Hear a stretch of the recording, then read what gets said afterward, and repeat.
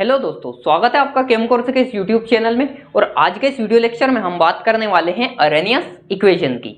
अब तक हमने जितने भी केमिकल काइनेटिक्स के लेक्चर पढ़े, हम 7 लेक्चर पढ़ चुके हैं। उन 7 लेक्चर में हम पढ़ चुके हैं कि अगर कोई केमिकल रिएक्शन हो रही है, अगर कोई केमिकल चेंज हो रहा है, तो उस केमिकल रिएक्शंस की जो रेट रहेगी या उस केमिकल रिएक्शंस का जो रेट कांस्टेंट रहेगा, वो रेट कांस्टेंट कंसंट्रेशन पर किस तरह से डिपेंड करता है, किस तरह से कंसंट्रेशन किसी भी रिएक्शंस की रेट और उसके रेट कांस्टेंट को अफेक्टेड करता है। ये बातें हम अभी तक के 7 लेक्चर्स में पढ़ चुके हैं। लेकिन ये जो हमारा लेक्चर नंबर 8 होने वाला है, इस लेक्चर में आज हम बात करेंगे कि कोई केमिकल रिएक्शन हो रही है तो उस केमिकल रिएक्शंस की रेट और उस केमिकल रिएक्शंस का जो रेट कांस्टेंट रहेगा, उस रेट कांस्टेंट को टेम्परेचर किस तरह से अफेक्टेड करता है। यानी कि अभी तक की हमने बात कंसंट्रेशंस के बारे में करी थी। आज के इस वीडियो लेक्चर में हम बात करेंगे कि टेम्परेचर का किसी भी केमिकल रिएक्शंस की रेट और किसी भी केमिकल की रिएक्शंस का जो रेट कांस्टेंट होता है या वेलोसिटी कांस्टेंट होता है, रिएक्शन वेलोसिटी कांस्टेंट होता है, उस पर क्या अफेक्टेड पड़ता है और क्या रिलेशंस रहता है इन दोनों का, कि कोई भी केमिकल रिएक्शन का रेट कांस्टेंट और उसका जो टेम्परेचर रहेगा, जो कि एक रिएक्शन कंडीशन है। टेम्परेचर क्या होता है? एक रिएक्शन कंडीशन है। तो टेम्परेचर का और रेट कांस्टेंट का क्या रिलेशन होता है, ये हमें कौन बताएगी? Arrhenius equation. तो पहले हम लिखते हैं कि अरेनियस इक्वेशन क्या होती है। अरेनियस एक साइंटिस्ट हुए, उन साइंटिस्ट ने एक इक्वेशन दी, एक रिलेशनशिप दिया। किस किस के बीच में रिलेशन दिया था? ये रिलेशन इन्होंने दिया था किसी भी रिएक्शंस का रेट कांस्टेंट या किसी भी रिएक्शंस की रेट और टेम्परेचर के बीच में रिलेशन होता है। क्या होती है अरेनियस इक्वेशन? देखिए, अरेनियस इक्वेशन में होता है K is equals to A into e की power minus EA upon RT। अब इस इक्वेशन में जो ये हमने टर्म्स यूज किए हैं, इन टर्म का क्या मतलब होता है, उनकी पहले हम बात कर लेते हैं। तो यहाँ पे K इज इक्वल्स टू होता है, K क्या होता है? K होता है हमारा रेट कांस्टेंट। रेट कांस्टेंट होता है कि ए क्या होता है? ए होता है अरहेनियस फैक्टर। अरहेनियस फैक्टर, या इसका नाम एक और नाम होता है, इसे हम बोलते हैं pre exponential factor. Pre exponential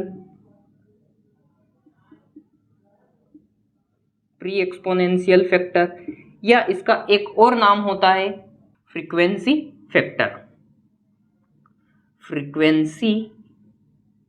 factor. तो ए का क्या मीनिंग होता है, या ए जो टर्म होता है वो किसको डिनोट करता है? तो ए का मतलब होता है अरेनियस फैक्टर, या इसका एक और नाम होता है प्री एक्सपोनेंशियल फैक्टर या frequency factor. Pre exponential factor क्यों बोलते हैं इसे? क्योंकि ये एक्सपोनेंशियल जो ई है उससे पहले आता है, इसलिए इसे प्री एक्सपोनेंशियल फैक्टर बोलते हैं।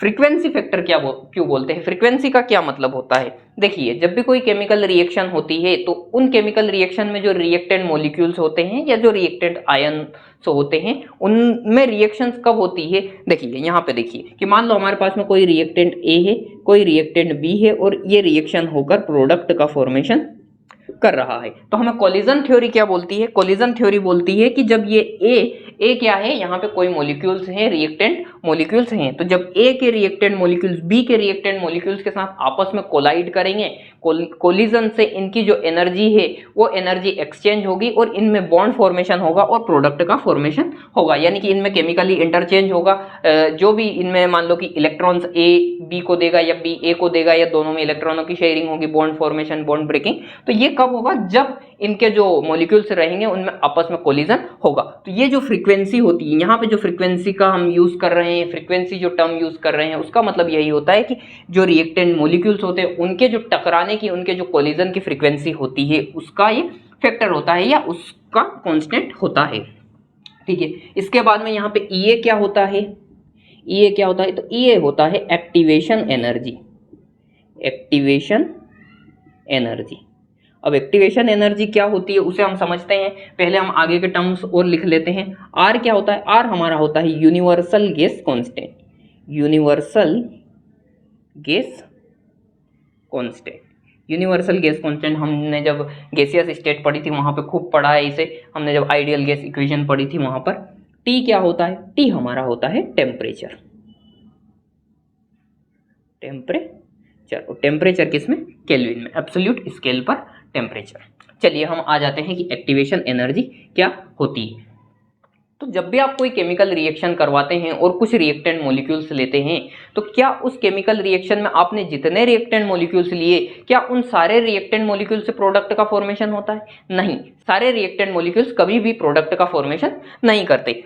आपने जितने भी रिएक्टेंट मॉलिक्यूल्स लिए हैं उसमें से कुछ मॉलिक्यूल्स ऐसे होते हैं जो कि कैपेबल होते हैं प्रोडक्ट का फॉर्मेशन करने के लिए, प्रोडक्ट बनाने के लिए। चलिए हम इसे एक एग्जांपल से समझते हैं यहाँ पर कि मान लो हमारे पास में एक कंटेनर में कुछ मॉलिक्यूल्स हैं और इस कंटेनर में ये मॉलिक्यूल्स किस तरह से बिखरे पड़े हैं। तो किस तरह से बिखरे हुए हैं, तो ये एनर्जी के टर्म में बिखरे हैं, यानी कि ऐसे मॉलिक्यूल्स जिनकी एनर्जी हाई है वो इस कंटेनर के टॉप पर है और जिनकी एनर्जी लो है वो कंटेनर के बॉटम में है, और ऐसे मॉलिक्यूल्स जिनकी एनर्जी मिडिल में है वो बीच में है, यानी कि इस कंटेनर में अपनी अपनी एनर्जी के हिसाब से रिएक्टेंट मॉलिक्यूल्स हैं और इस कंटेनर के अंदर कोई रिएक्शन हो रही है।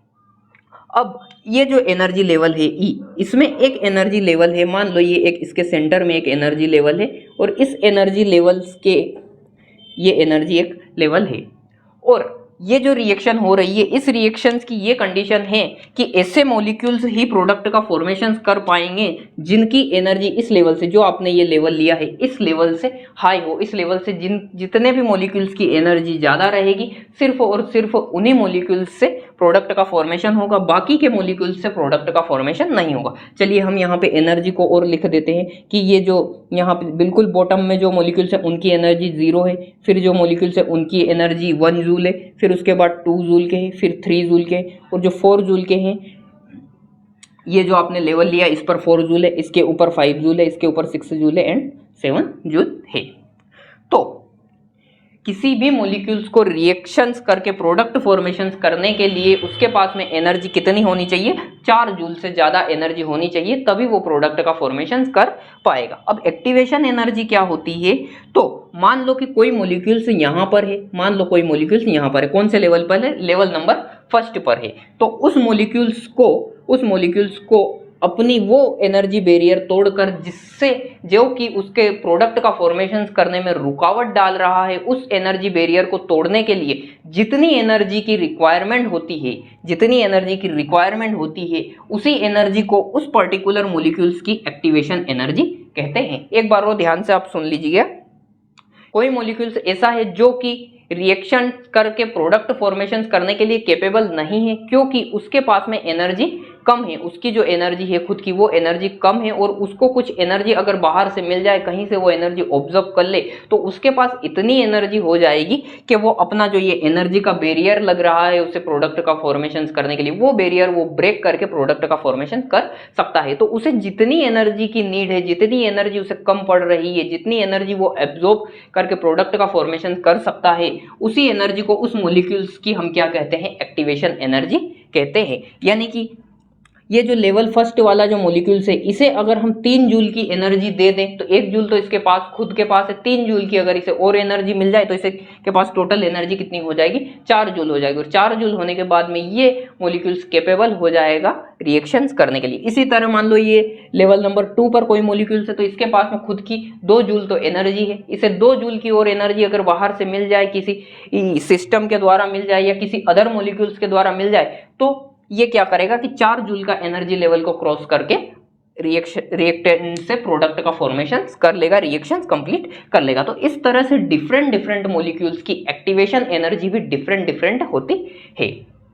ठीक है, तो आपको यहां से समझ में आया होगा कि एक्टिवेशन एनर्जी क्या होती है। अब ये जो अर्हेनियस ने हमें रिलेशनशिप दिया, इस रिलेशंस में क्या होता है? इस रिलेशंस में ये जो e की पावर माइनस EA/RT होता है, EA/RT होता है, ये होता है उन नंबर ऑफ मॉलिक्यूल्स की संख्या किसी भी सिस्टम्स के अंदर, उन नंबर ऑफ मॉलिक्यूल्स की संख्या जो कि रिएक्टेंट से प्रोडक्ट बनाने के लिए कैपेबल हो या जो कि रिएक्शंस करने के लिए कैपेबल होते हैं, उन मॉलिक्यूल्स की संख्या होती है। और ये जो होता है इसे हम क्या बोलते हैं? इसे हम बोलते हैं fraction of molecule. Fraction of molecule is equal to क्या होता है? e की पावर माइनस EA/RT। ये जो फॉर्मूला होता है फ्रैक्शन ऑफ मॉलिक्यूल्स का, और ऐसे कौन से मॉलिक्यूल्स का फ्रैक्शन है ये? तो उन मॉलिक्यूल्स का फ्रैक्शन है ये जो कि क्रॉस एक्टिवेशन एनर्जी बैरियर।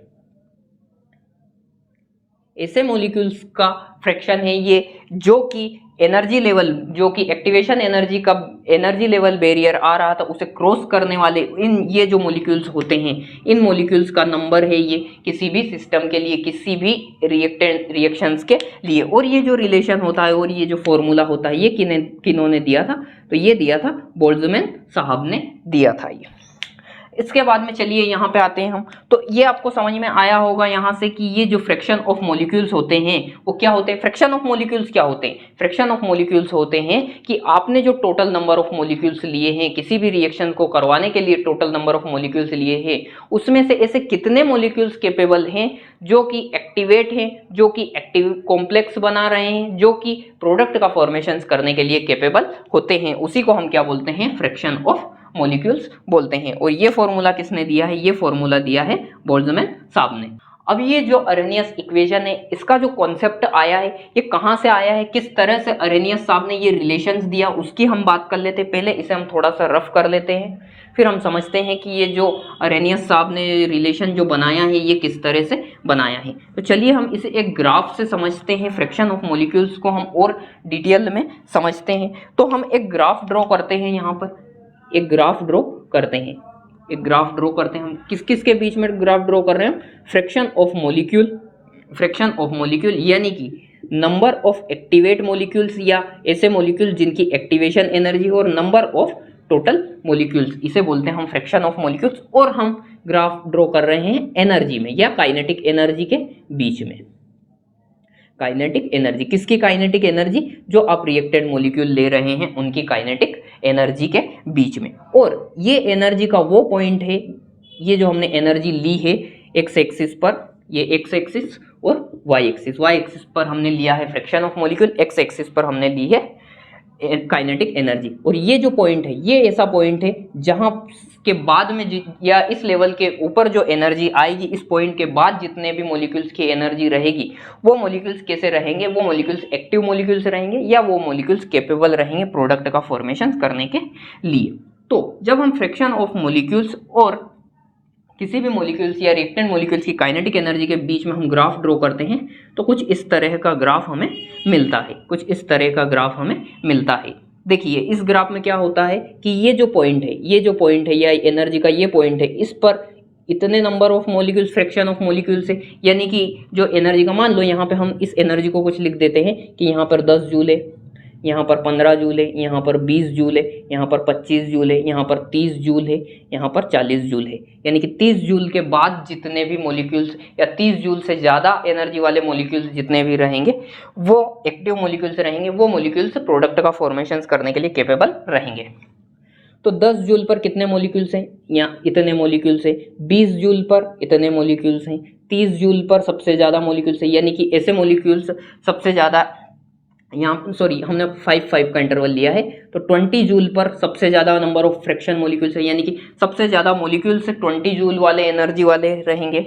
उसके बाद में 25 जूल वाले इतने मॉलिक्यूल्स रहेंगे, उसके बाद में 30 जूल वाले इतने रहेंगे, और 30 के बाद वाले, इसके बाद जितने भी नंबर ऑफ मॉलिक्यूल्स रहेंगे वो सारे मॉलिक्यूल्स कैसे रहेंगे? वो सारे मॉलिक्यूल्स एक्टिव मॉलिक्यूल्स रहेंगे। एक्टिव मॉलिक्यूल्स का मतलब क्या होता है कि वो मॉलिक्यूल्स प्रोडक्ट फॉर्मेशन करने के लिए कैपेबल हैं। और ये जो हमने ग्राफ प्लॉट किया, ये ग्राफ हमने T1 टेम्परेचर पर प्लॉट किया है। अब अगर हम टेम्परेचर को बढ़ाते हैं, अगर हम टेम्परेचर को बढ़ाते हैं तो ये जो एक्टिव मॉलिक्यूल्स हैं, ये जो एक्टिव मॉलिक्यूल्स हैं या ऐसे मॉलिक्यूल्स जो प्रोडक्ट फॉर्मेशन करने के लिए कैपेबल होते हैं, उनकी संख्या बढ़ जाएगी, उनका कंसंट्रेशन बढ़ जाएगा। क्यों बढ़ जाएगा? क्योंकि जब हम टेम्परेचर बढ़ाएंगे, यानी कि हम इस सिस्टम को, इस इक्वेशन को या इस कंटेनर को जिसमें ये रिएक्शन हो रही है, इसको हीट के फॉर्म में एनर्जी देंगे। अब एनर्जी देंगे तो ये मॉलिक्यूल्स एनर्जी को एब्जॉर्ब करेंगे। हो सकता है 25 की जूल एनर्जी वाले मॉलिक्यूल्स एनर्जी को ऑब्जॉर्व करके वो 30 का एनर्जी लेवल क्रॉस कर दे, वो एक्टिवेशन एनर्जी का बैरियर क्रॉस कर दे और वो बढ़ जाए। तो मान लो हमने टेम्परेचर को इंक्रीज किया और T2 किया। जब हमने T2 टेम्परेचर किया तो हमारा जो नंबर ऑफ फ्रैक्शंस मॉलिक्यूल्स थे या ऐसे मॉलिक्यूल्स जो कि रिएक्शन करने के लिए कैपेबल थे, उनकी संख्या बढ़ गई, उनका नंबर बढ़ गया। तो हम यहाँ से बोल सकते हैं, रिलेशन निकाल सकते हैं, उन मॉलिक्यूल्स की संख्या निकाल सकते हैं। कौन से मॉलिक्यूल्स की? हम उन मॉलिक्यूल्स की संख्या निकाल सकते हैं जो कि फ्रैक्शन ऑफ मॉलिक्यूल्स, और कौन सा फ्रैक्शन? जो कि क्रॉस करते हैं या क्रॉस करते हैं एनर्जी एक्टिवेशन एनर्जी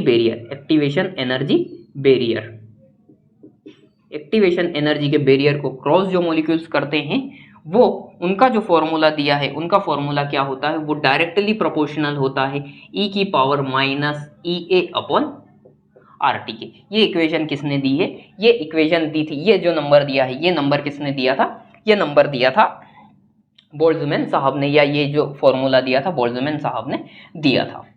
ठीक है, इसके बाद में जो फ्रैक्शन ऑफ मॉलिक्यूल्स होते हैं, अब आप यहाँ से देखिए फ्रैक्शन ऑफ मॉलिक्यूल्स क्या होते हैं। फ्रैक्शन ऑफ मॉलिक्यूल्स होते हैं कि ऐसे मॉलिक्यूल्स जो रिएक्शंस कर रहे हैं, और ऐसे मॉलिक्यूल्स जो रिएक्शंस कर रहे हैं उन्हें हम क्या रिएक्टेंट मॉलिक्यूल्स नहीं बोल सकते, बिल्कुल बोल सकते हैं, क्योंकि रिएक्टेंट मॉलिक्यूल्स हम किसे बोलते हैं, ऐसे मॉलिक्यूल्स जो रिएक्शन करते हैं उन्हें हम रिएक्टेंट मॉलिक्यूल्स बोलते हैं। तो ये जो फ्रैक्शन ऑफ मॉलिक्यूल्स होते हैं, क्या इन फ्रैक्शन ऑफ मॉलिक्यूल्स की जगह हम रेट ऑफ रिएक्शंस लिख सकते हैं, बिल्कुल लिख सकते हैं, क्योंकि ये क्या होता है, ये उन मॉलिक्यूल्स का कंसंट्रेशन होता है जो कि एनर्जी लेवल के बैरियर को क्रॉस कर रहा है। तो यहाँ पे आप देखिए कि ये जो फ्रैक्शन ऑफ मॉलिक्यूल्स लिखा है, इसकी जगह हम क्या लिख देते हैं, रेट ऑफ रिएक्शन, या हम रेट लिख देते हैं। रेट डायरेक्टली प्रोपोर्शनल हो जाएगी e की power minus EA upon RT के। ठीक है, यहां तक समझ में आया। अब रेट क्या होती है, किसी भी केमिकल रिएक्शन की रेट क्या होती है, रेट इज इक्वल टू हम क्या लिखते हैं, रेट इज इक्वल टू लिखते हैं के कंसंट्रेशन ऑफ रिएक्टेंट। अब हमने कंसंट्रेशन ऑफ रिएक्टेंट की बात यहाँ पे कर ली है, यानी कि हमारी जो रेट रहेगी रिएक्शन की रेट, वो डायरेक्टली प्रोपोर्शनल किसके होती है, के। तो क्या रेट के प्लेस पर हम के लिख सकते हैं, के लिख सकते हैं, बिल्कुल लिख सकते हैं। के डायरेक्टली प्रोपोर्शनल किसके हो जाएगा, e की power minus EA upon RT के हो जाएगा। और ये जब प्रोपोर्शनली का साइन हटेगा तो यहाँ पर K इज इक्वल टू ए क्या आ गया हमारा, Arrhenius factor, A into e की power minus EA upon RT हो जाएगा। और यही होती है अरेनियस की इक्वेशन। अरेनियस साहब की इक्वेशन क्या होती है, अरेनियस की इक्वेशन होती है K is equal to A into e की power minus EA upon RT। ठीक है, तो यहाँ से आपको समझ में आया होगा कि ये अरेनियस इक्वेशन किस तरह से आई। तो अरेनियस इक्वेशन में पहले आपको क्या समझना पड़ेगा, पहले आपको समझना पड़ेगा कि ये जो बोल्ट्जमैन साहब ने डिस्ट्रीब्यूशन लॉ दिया, डिस्ट्रीब्यूशंस का ये जो फॉर्मूला दिया है कि ऐसे नंबर ऑफ मॉलिक्यूल्स को निकाला है उन्होंने इस फॉर्मूले के थ्रू, जो कि मॉलिक्यूल्स कैसे हैं, एक्टिव मॉलिक्यूल्स हैं, उसके द्वारा या उसके थ्रू हमने ये अरेनियस इक्वेशन का डेरिवेशन किया। इसके बाद में अगर हम बात करें इस इक्वेशंस को हम लॉगरिथम, नेचुरल लॉगरिथम लें इस इक्वेशंस का, तो क्या हो जाएगी ये इक्वेशन, पहले इसे हम रफ कर लेते हैं, फिर इस इक्वेशन का हम नेचुरल लॉगरिथम लेकर देखते हैं। देखिए इस इक्वेशन का हम नेचुरल लॉगरिथम जब लेंगे तो हमारी इक्वेशन किस तरह से हो जाएगी, और ये इक्वेशन हमें क्या बताएगी, कौन सी इंफॉर्मेशन देगी। देखिए आप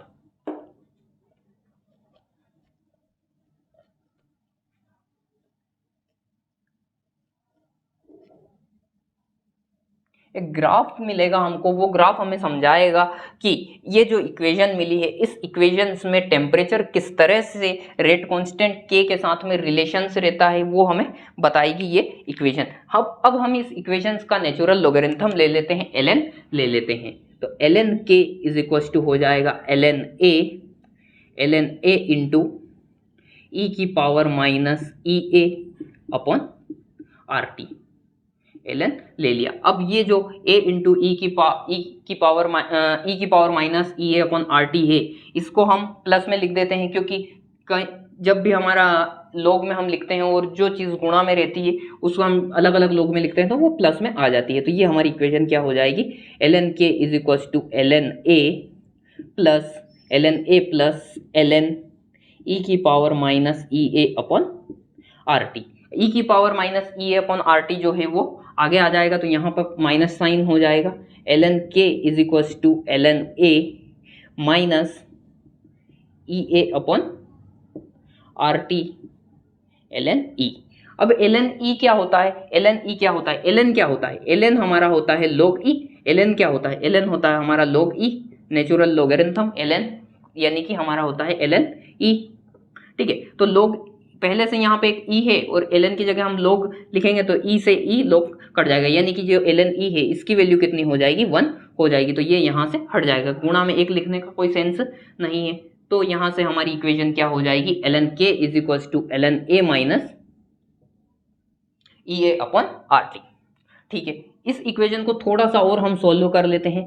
ln ln k is equals to ln a minus E A upon R 1/t। इस तरह से लिख सकते हैं इस इक्वेशन को, बिल्कुल लिख सकते हैं। अब इस इक्वेशन का जब हम लीनियर इक्वेशन लिखते हैं, इस इक्वेशन के बेस पर हम जब लीनियर इक्वेशन लिखते हैं किसी भी ग्राफ के लिए, क्योंकि अभी हमें ग्राफ प्लॉट करना है, तो इसके हम अगर लीनियर इक्वेशन लिखें तो लीनियर इक्वेशन किस तरह से हो जाएगी। लीनियर इक्वेशन देखिए, y is equals to ln a क्या हो जाएगा, ln a हमारा हो जाएगा c minus E A upon R क्या हो जाएगा हमारा, ई ए अपॉन आर हो जाएगा हमारा m, और 1/t हमारा क्या हो जाएगा, x हो जाएगा। अब इस इक्वेशन, ये इक्वेशन आप देखिए, ये इक्वेशन लीनियर इक्वेशन है, लेकिन इसका जो स्लोप है वो क्या है, नेगेटिव स्लोप है। तो चलिए हम इस इक्वेशंस के बेस पर एक ग्राफ प्लॉट कर लेते हैं, हम y एक्सिस पर हम क्या लेते हैं, ln k ले लेते हैं। x एक्सिस पर हम क्या ले लेते हैं, हम ले लेते हैं 1/t। जब हम इस इक्वेशंस के लिए ग्राफ प्लॉट करेंगे तो अब ग्राफ आप देखिए, ये है लीनियर ग्राफ की इक्वेशन है, लेकिन जो स्लोप है, स्लोप कैसा है, नेगेटिव स्लोप है। अगर ये पॉजिटिव होता तो स्लोप पॉजिटिव आता, लेकिन m क्या है यहाँ पर, m या इसे हम बोलते हैं स्लोप क्या है इसका, नेगेटिव है। तो कुछ इस तरह से ग्राफ प्लॉट होगा, और इसका इंटरसेप्ट पॉजिटिव है। इंटरसेप्ट कहाँ पे कट कर रहा है, ये यहाँ पर इंटरसेप्ट मिल रहा है, पॉजिटिव इंटरसेप्ट है। जो स्लोप है इस ग्राफ का वो क्या है, नेगेटिव है, negative E A upon R T, sorry T तो हमारा हो जाएगा यहाँ पर टेम्परेचर, तो ई ए अपॉन आर इसका नेगेटिव स्लोप है। तो ये इस तरह का इसका ग्राफ बनेगा, इस तरह से हमें ग्राफ मिलेगा इस इक्वेशन से।